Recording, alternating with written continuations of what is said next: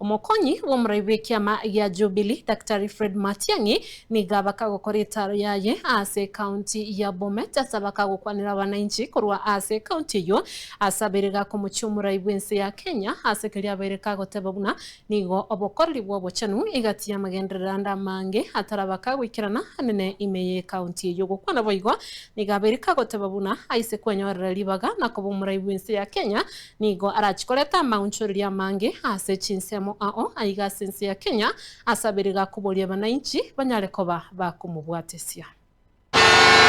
Nyinyi ndugu zangu hapa Orurunga mko one term. Hebu nionyeshe wale tuko one term. Lakini unajua nyinyi na sisi ni wamoja ama namna gani? Watu wengi ambao wanaishi hapa ni ndugu zangu na dada, na nyinyi tumekuwa nanyi na mumetusaidia sana kwa ile kazi mnayofanya na ukulima na biashara mnaegeza hapa. Lakini tunajua kuna shida mbalimbali. Nimeongea hapa na akina mama ambao wanauza nguo na wale wengine. Kwa muda mfupi tu unasikia shida yetu, vile security iko hapa shida, vile bodaboda wanaumia hapa saa ingine na security. Ama namna gani? Hiyo ndiyo sababu sisi tumeungana, tunataka mabadiliko katika nchi ya Kenya.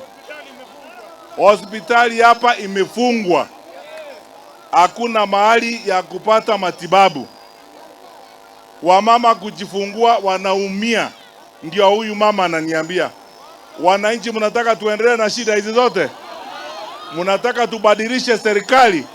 Nionyeshe wale mnasema mnataka tubadilishe serikali. Na tunataka kusema hivi, tuko na sababu na nia ya kupanga kubadilisha serikali hii. Na nataka mheshimiwa rais wetu ajue hivi, sisi hatuna chuki na mtu. Watu wetu wameumia, SHA haifanyi kazi, masomo imeharibika. Wakati tulikuwa kwa serikali ya Jubilee, tulikuwa na mradi unaitwa Linda Mama. Wamama mnataka Linda Mama irudi?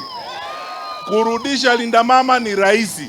Ni kutupigia sisi Jubilee kura, mimi nikiingia pale ni kurudisha Linda Mama. Na tunataka uchumi wetu uendelee mbele, tuwe na security hapa, kwa sababu hii Naroko hii ndio inalisha Kenya. Na tunataka kila mtu apate nafasi ya kufanya biashara hapa. Sisi tunawapenda ndugu zangu. Naomba tujiunge, kwa sababu sisi sote tumetoka katika sehemu mbalimbali ya Kenya. Naomba tujiunge sisi wote pamoja, tuishi kwa amani na tufanye biashara yetu polepole. Mtu yeyote asithubutu kutugawanya sisi wananchi, kwa sababu nyinyi wananchi hamna shida na mtu. Mna shida na mtu hapa? Sisi tunaishi pamoja bila shida. Kwa hivyo wale viongozi wa serikali ambao wameanza kupiga war drums wasituletee sisi. Sisi tunataka amani.